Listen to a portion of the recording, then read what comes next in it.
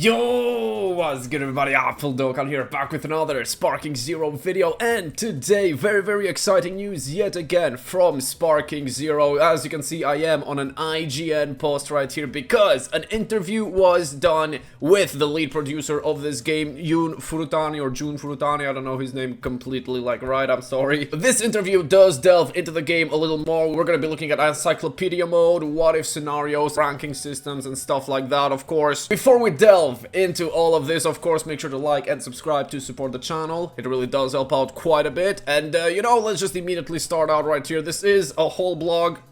I am gonna read out everything just so you guys don't have to actually read right here. It's not too many questions. It is 5 questions, I'm pretty sure, and it does start out with, can you talk a little bit about what it's like creating a story mode for something like Dragon Ball that's so long and has so many sequels, movies, battles, and character plot lines? How do you decide what to do, focus on, and what to cut, and what to slightly gloss over? Very good question. We do want to know how this story is made and what cutscenes are gonna be in there, what stuff are gonna get cut from the actual game, and stuff like that. It's very good first question. Of course, a good way to think about it, Jun Furutani says, this is about the bottom line, that this is a battle game. Of course, in the episode battles that you played earlier, we want to focus on which battles highlighted the characters the best in the story. There is the episode battle, of course, which is going to be 8 characters who are Goku, Vegeta, Piccolo, I think it was Krillin as well, Gohan, Jiren, Future Trunks, Goku Black. I think it was all those 8 characters, if I'm not mistaken. All of those characters, and they are going to, of course, focus on the fights that really mattered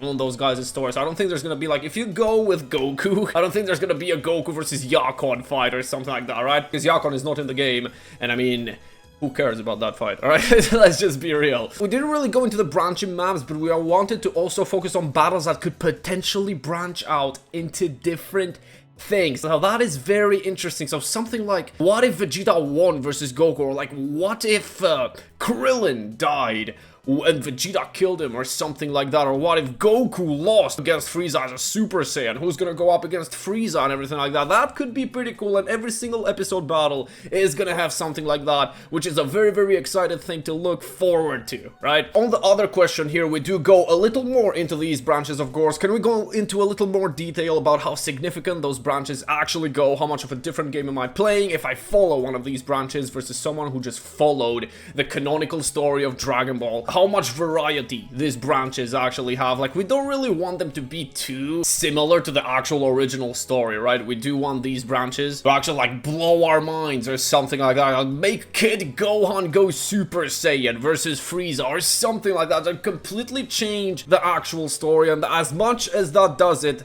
the better it is, I think, personally, myself. Furutani says it's a really hard question to answer because depending on which branch we're talking about, it could skew in a completely different direction, which is a very good thing to actually read right here. Some branches might just go back to the actual canonical route again. Okay, that is very interesting. The example he used is very early. If you were to play the Goku episode battles, when you fight Raditz, there's a small branches that we have there. It takes you back to the canonical route. So what he means by that, we have already seen a little bit of footage from this, but it is when Goku actually doesn't die against Raditz. There is a route like that in the game. Goku doesn't actually die, but Raditz still dies because Piccolo kills him. It is something like that. Some of them are just blips. I guess some of them kind of take you in a more different, very drastically different direction. And this is a question that really is very interesting here as well. Through these what-if scenarios, is there any chance that we could see any new fusions born in this game? I haven't read the answer for it already, but I'm pretty sure Furutani is gonna try to dodge this as much as he can here, because this is massive stuff here. If we could actually do what-if fusions, then this game is just going to be so much more insane than it actually is, right? Stuff like Gohan, or maybe Vegeta Trunks, I don't know what you would actually call them, but quite a bit of fusions could be created. Something like Goku as well. I mean, Goku was kind of technically canon, right? But it still is a what-if fusion that hasn't been in any of the games, I'm pretty sure. Furutani does say, very cool question, hard to answer, of course. I mean, he doesn't want to actually spoil stuff. We want to leave the ifs a little hidden for until the game is out. But this in itself does kind of tell me that they might be thinking about it, right? Or they have already thought about it, because if he says we want to keep them a little hidden, that means that they're keeping something major hidden. Right, so yeah, these what-if fusions can definitely, I think, can actually be in the game, and that would be very, very cool. Okay, so we go to a question right here for the Encyclopedia Mode, of course. Can you talk to me a little bit about the Encyclopedia Mode and just what made you want to include this in the game, and what's something that you're particularly fond of with regards to it? It wasn't called like this, I don't remember what it was actually called. In BT3 was where you went and met Chichi, and you would just ask her about any character in the game, and she would actually give you her actual thoughts about that character. This is basically the same thing, but it's with Bulma, Videl, and Chichi. Like, all three of them are actually on like a Discord call and everything, and they actually give out their own opinions on like a character, on like a Goku form or Goku himself or stuff like that. So Furutani says right here, the Encyclopedia Mode, I guess it may not have been called that. Yeah, exactly. Like, I don't remember it being called that in the past, but there was a mode where Chichi introduces the characters in the previous version. We wanted to kind of power that up, as you saw earlier, with Videl and Bulma. So it's something we felt it was something the players enjoyed back then, and obviously would continue to enjoy with the newest Sparking Zero. And hey, I can assure you, Furutani, thank you so much, because we're gonna be enjoying this quite a bit. There's gonna be 182 different conversations about every single one of those 182 characters, and that's what we really love. Another very important question right here is with the DLC. You're announcing the giant roster for 150 plus characters. Do you have any DLC plans for Sparking Zero? Are there going to be character packs, additional story content, or anything else in the horizon? Furutani does immediately say here, in regards to the characters, they have plans to release 3 DLC packs. He does say it right there. It's 2 Dragon Ball Super superheroes, and then Daima as well. It's split in 3. But that's where he actually kind of ends it right there. Like, he doesn't really say too much. I'm pretty sure this doesn't mean that these 3 are going to be the only DLCs in the game. I'm 100% sure, like, whenever we get Moro arc or Granola arc animated, we are gonna get those in the game as well. I mean, it makes sense for them to be in the game, right? But keep going here. I know it's thinking maybe too far ahead, but I just want to get your thoughts on it. There's a lot of cool characters in the Dragon Ball Super manga right now. Okay, this is interesting. Alright, wait, we're talking about manga characters right here. I think a lot of fans would actually love to see this, like Granola and Moro. Okay, hey, this interviewer knows.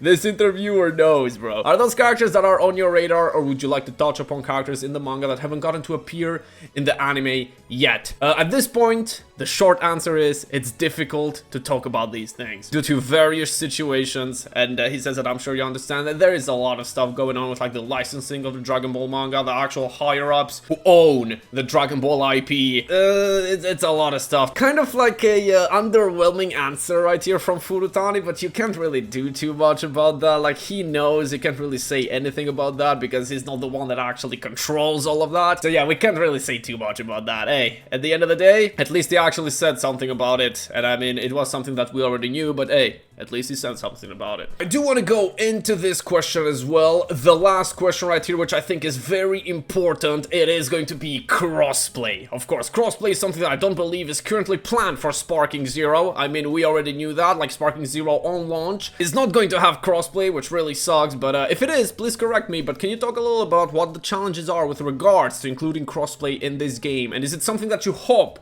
to include post-launch? Amazing question, actually. One of those touchy subjects, Furutani says. This is another thing that he's probably gonna keep hidden, or he's just gonna be like, hey, I don't know, man, it's very difficult. And that's what he says. That's very difficult for Furutani to explain. Maybe because Furutani himself is not as big on like the actual like connections thing and everything like that, so he doesn't really know much to say about this. But the short professional answer is yeah, those are difficult, and there are difficulties that they have to go through to get crossplay to work. That's where they stand right now. And as for the question about the future, obviously we don't know, but yeah, I don't know if that but yeah means that he's actually going to try to add it, or if it means just yeah.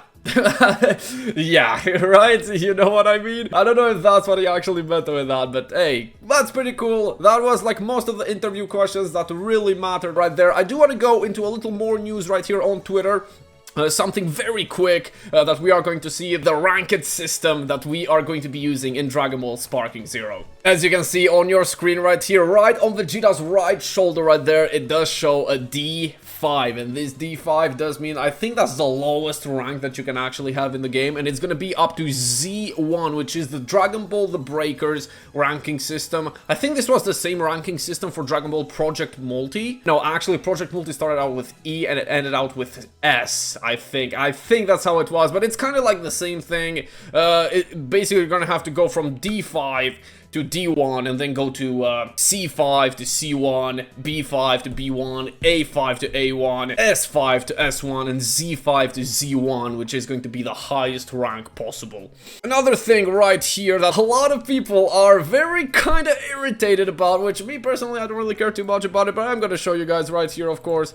Let me actually play this a little bit. As you can see, we are going up against a WHIS, and as you can see, it is slowed down a little bit right here, but WHIS can actually just dodge every single attack. Like, WHIS can actually just dodge every single attack. He doesn't need ki to do it. Like, he doesn't actually lose ki. We already saw with MUI Goku that MUI Goku does need actual ki for him to actually, like, dodge the attacks and everything. And WHIS, even out of training, even in ranked, WHIS is going to be able to just dodge everything without losing ki. At the end of the day, this is what we wanted, bro. We wanted lore-accurate stuff in the game, and WHIS can just dodge every single attack unless, like, you catch him trying to punch you or something like that. It's basically going to be just like Xenoverse, right? I do think that the ranked system is going to be DP related, right? Because we are going to have like a maximum amount of points that you can bring into a fight, so your characters cannot just be all the blue fusions and then MUI Goku and WHIS, right? So what I'm thinking is that WHIS is going to be 15 out of 15 DP, so you either go for a 1v5 with WHIS, or you just